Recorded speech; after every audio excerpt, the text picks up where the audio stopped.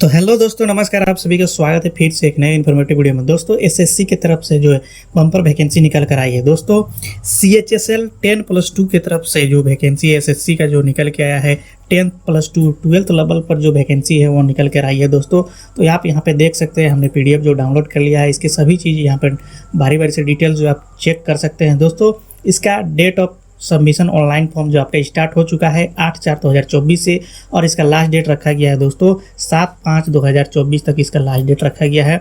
उसके बाद जो है आपका last date and time of receipt of online application आप यहाँ देख सकते हैं।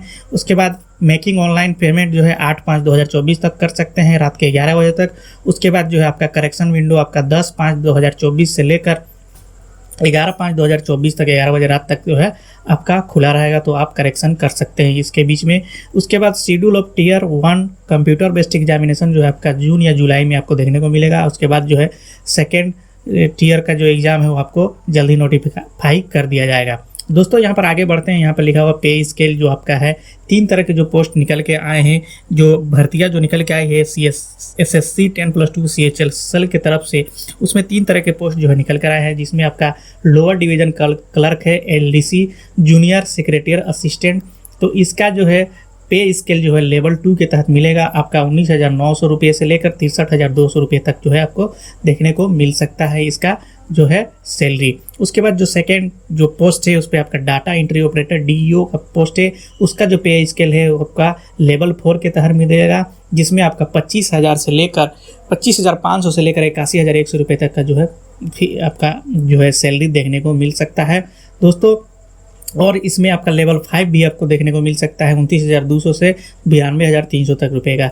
उसके बाद data entry operator grade A के लिए जो वैकेंसी है उस पर आपका पे लेवल है लेवल 4 के तरफ से 25,500 रुपये से लेकर 81,100 रुपये तक का जो है आपका जो है सैलरी देखने को मिलेगा दोस्तों। तो ये जो कि वैकेंसी निकल कर आई है CHSL की तरफ से दोस्तों, जिसके बारे में हमने आपको बता दिया। इसमें एप्लीकेशन फ़ी जो दोस्तों लगने वाला है, जनरल OBC EWS कैंडिडेट को 100 रुपीज़ का एप्लीकेशन फ़ी लगने वाला है। तो आप जो है PDF डाउनलोड करके भी देख सकते हैं।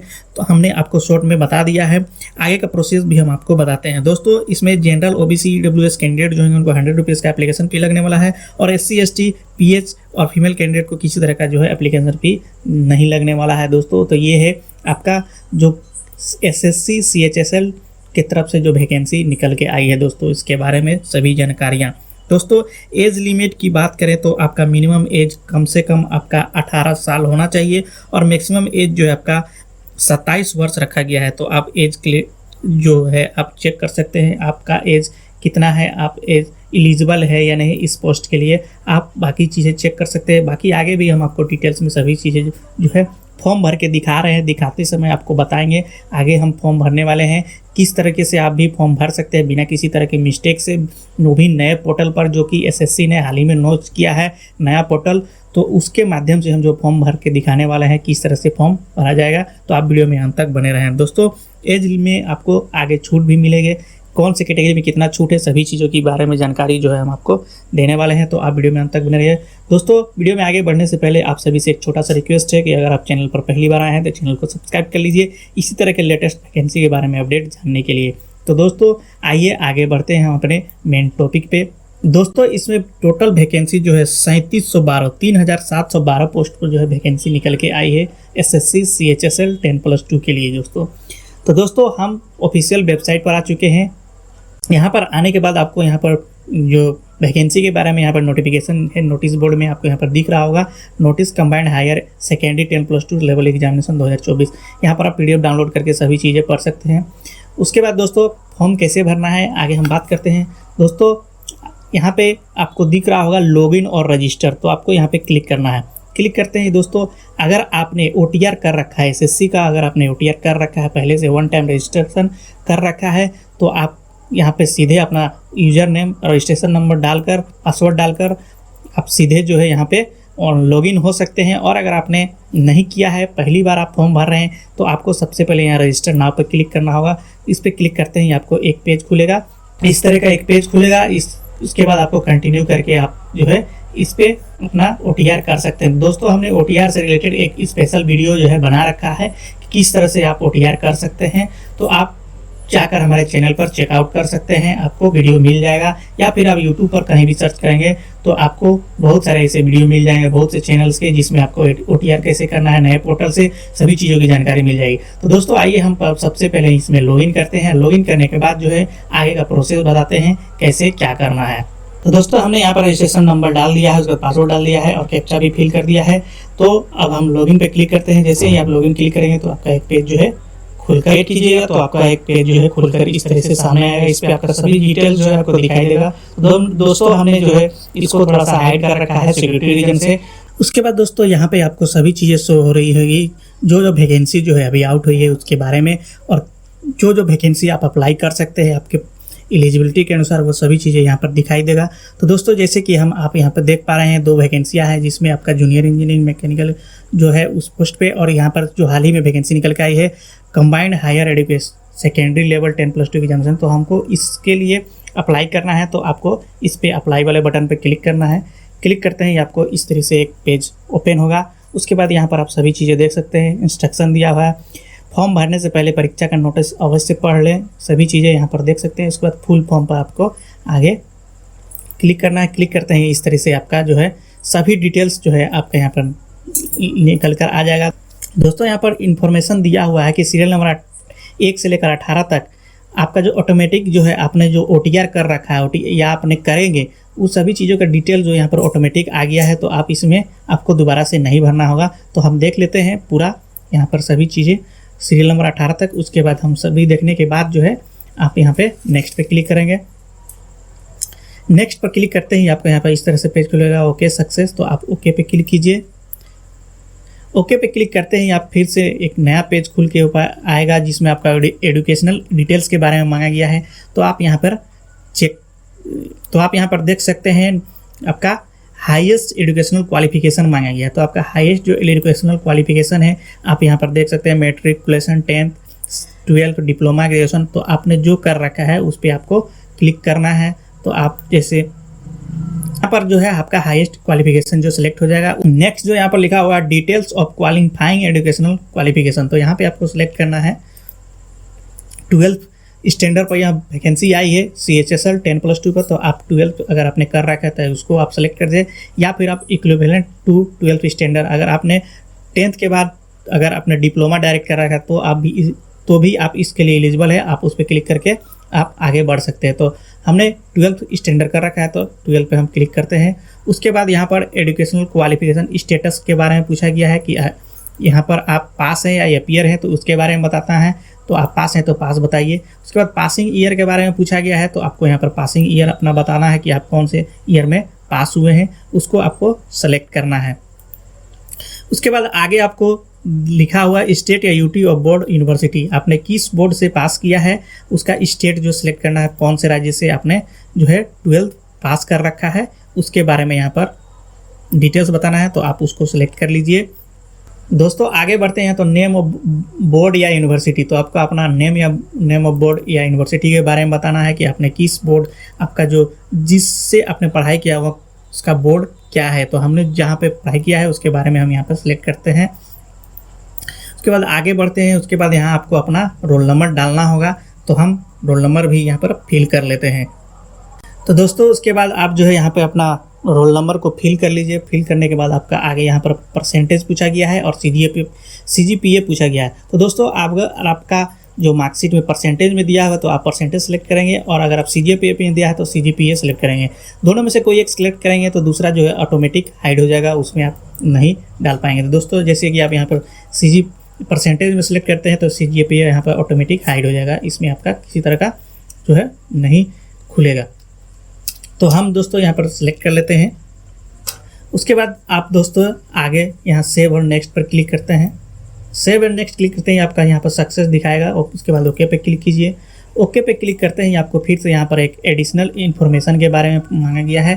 तो आप यहाँ पर देख लीजिए, whether you are an ex serviceman, अगर आप एक्स सर्विसमैन है तो आप सेलेक्ट कीजिए यस, और नहीं है तो इसको नो सेलेक्ट कर लीजिए।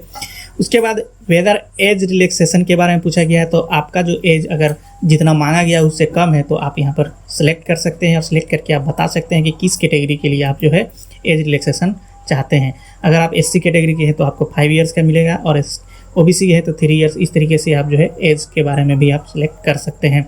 उसके बाद सिलेक्ट करने के बाद आगे बढ़िए, आगे बढ़ते हैं। आगे बढ़ने के बाद यहाँ पर मांगा गया है do you want to make your professional information available accessing to job vacancy. तो क्या आप जो अपना प्रोफेशनल इंफॉर्मेशन को है अदर साइट पर या अदर जॉब अपॉर्चुनिटी के लिए एडवर्टाइज करवाना चाहते हैं। तो अगर आप चाहते हैं तो यस, और नहीं चाहते हैं तो इसको नो सेलेक्ट कर लीजिए। उसके बाद सेव एंड नेक्स्ट पर क्लिक करते हैं।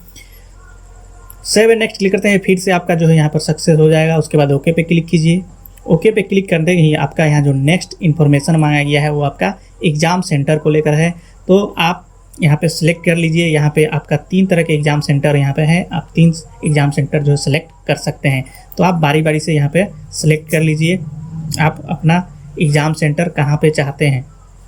तो दोस्तों आप यहाँ पर जो बारी बारी से अपना एग्ज़ाम सेंटर को है सिलेक्ट कर लीजिए। उसके बाद आगे यहाँ पर आपसे मांगा गया है medium for computer based examination.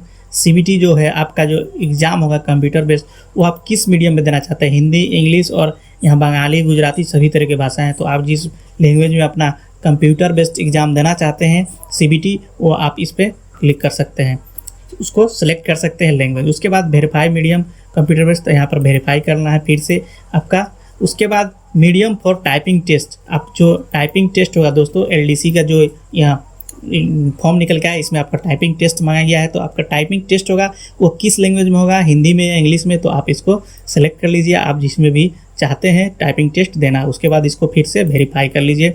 Verify करने के बाद यहाँ पर कुछ जो डिटेल्स है जो आपने OTR में पहले से फिल कर रखा है वो आपको यहाँ पर शो नहीं होगा। उसके बाद यहाँ पर दिया हुआ है do you have physical limitation to writes as पर, यहाँ पर दिया हुआ है कि आपको फिजिकल लिमिटेशन है लिखावट में या कुछ चीज़ में आपका प्रिस्क्राइब चाहते हैं, तो आप यहाँ पे यस कीजिए या नो कीजिए। तो आप अगर चाहते हैं तो यस कीजिए और नहीं तो नो यहाँ पे क्लिक कर दीजिए। उसके बाद आगे बढ़ते हैं। यहाँ पर लिखा हुआ है whether 12th standard pass in science stream with mathematics as a subject from recognise board university. तो यहाँ पर लिखा हुआ है, मेंशन किया हुआ है कि अगर आपने 12th जो पास किया है साइंस स्ट्रीम से जिसमें आपका सब्जेक्ट मैथमेटिक्स है, तो आप यहाँ पर यस सेलेक्ट कीजिए अन्यथा नो कीजिए। दोस्तों इसको सेलेक्ट करने से आपका DO या डाटा एंट्री ऑपरेटर का जो पोस्ट है उसके लिए आप एलिजिबल हो जाएंगे। इसमें मैथमेटिक्स जो है मांगा गया है, तो आप इसको यस सेलेक्ट कीजिए। अगर आपका स्ट्रीम, अगर आपने 12th जो साइंस से पास किया है जिसमें आपका एक सब्जेक्ट मैथमेटिक्स है, तो आप इसको यस सेलेक्ट कीजिएगा, अदरवाइज इसको नो सेलेक्ट कीजिएगा। तो हम इसको यस यहाँ पे सेलेक्ट करते हैं। उसके बाद सेव एंड नेक्स्ट पे क्लिक करते हैं। सेव एंड नेक्स्ट पर क्लिक करते हैं, फिर से आपके यहाँ सक्सेस वाला बटन दिखेगा। उसके बाद ओके पे क्लिक कीजिए। ओके पे क्लिक करते ही आपको यहाँ पे दिखाई दे रहा होगा अपलोड फोटोग्राफ एंड सिग्नेचर। तो आपको यहाँ पे जो है लाइव जो है यहाँ पे फोटोग्राफ यहाँ पर दिख रहा होगा दोस्तों, को यहाँ पर अपना लाइव फोटोग्राफ जो है अपलोड करना है। उसके बाद यहाँ पे अपना सिग्नेचर अपलोड करना है। उसके बाद आपको आगे सेव एंड नेक्स्ट पे क्लिक करना है। तो दोस्तों हम यहाँ पे आप जो है इसको स्कैन करके भी आप अपना फोटोग्राफ जो है मोबाइल के द्वारा एक ऐप जो है डाउनलोड करके, उसके SSC का जो ऐप है डाउनलोड करके उससे आप जो है अपना लाइव फ़ोटो जो है अपलोड कर सकते हैं। या फिर आप जैसे ही कैमरा से इसको स्कैन कीजिएगा आपको लाइव फ़ोटो लेने का ऑप्शन आ जाएगा। तो दोस्तों आगे हम फ़ोटो को अपलोड कर लेते हैं, सिग्नेचर अपलोड कर लेते हैं, उसके बाद जो है तो इस तरीके से है जो दोस्तों आपका फ़ोटो जो है अपलोड हो जाएगा लाइव फ़ोटो, और उसके बाद जो है आपका सिग्नेचर भी यहाँ पे अपलोड हो जाएगा। उसके बाद आपको यहाँ सेव और नेक्स्ट पे आपको फिर से क्लिक करना है। क्लिक करते ही आपका यहाँ प्रीव्यू वाला पेज ओपन जो है हो जाएगा। उसके बाद आप यहाँ पे आप सभी जो डिटेल्स है उसको चेक कर लीजिए कि आपको किसी तरह का जो है गड़बड़ है, तो आप फिर से जो है यहाँ पे बैक करके आप जो है इसको एडिट कर लीजिएगा। अदरवाइज आपका सभी चीज़ अगर सही है तो आप इसको सेव और नेक्स्ट पे यहाँ पे क्लिक कर दीजिए। क्लिक करते ही दोस्तों यहाँ पर ये जो है यहाँ पे आई एग्री पे आपको क्लिक करना है। उसके बाद यहाँ पे आप जो कैप्चा है उसको फिल करना है, तो हम यहाँ पे कैप्चा जो है फिल कर लेते हैं। उसके बाद जो है दोस्तों यहाँ पे आपको सेव एंड नेक्स्ट पर क्लिक कर देना है। क्लिक करने के बाद यहाँ पर आपको 2 ऑप्शन दिख रहा है, गो टू डैशबोर्ड या प्रिंट एप्लीकेशन। तो आप यहाँ प्रिंट एप्लीकेशन पर क्लिक करके जो अपना एप्लीकेशन जो है प्रिंट कर सकते हैं। और यदि दोस्तों आप जो अभी जनरल OBC EWS कैंडिडेट होंगे तो आपको जो है एप्लीकेशन फ़ी पे करना होगा। तो आप जो है आपका यहाँ इस तरीके से एप्लीकेशन फ़ी का एक विंडो जो ओपन होगा, आप वहाँ से एप्लीकेशन फ़ी आप पे कर सकते हैं ऑनलाइन। तो दोस्तों ये थी सभी चीज़, इसकी जानकारी हमने आपको दे दी है। स्टेप बाय स्टेप आप फॉर्म किस तरीके से भर सकते हैं, जो कि नए पोर्टल पर है, एसएससी का जो नया पोर्टल है उसके थ्रू। तो दोस्तों आई होप कि आपको वीडियो अच्छा लगा होगा। वीडियो अच्छा लगा तो वीडियो को लाइक कीजिए और चैनल को सब्सक्राइब कर लीजिए इसी तरह के लेटेस्ट अपडेट्स के बारे में जानने के लिए। तब तक के लिए धन्यवाद। जय हिंद, जय भारत, वंदे मातरम।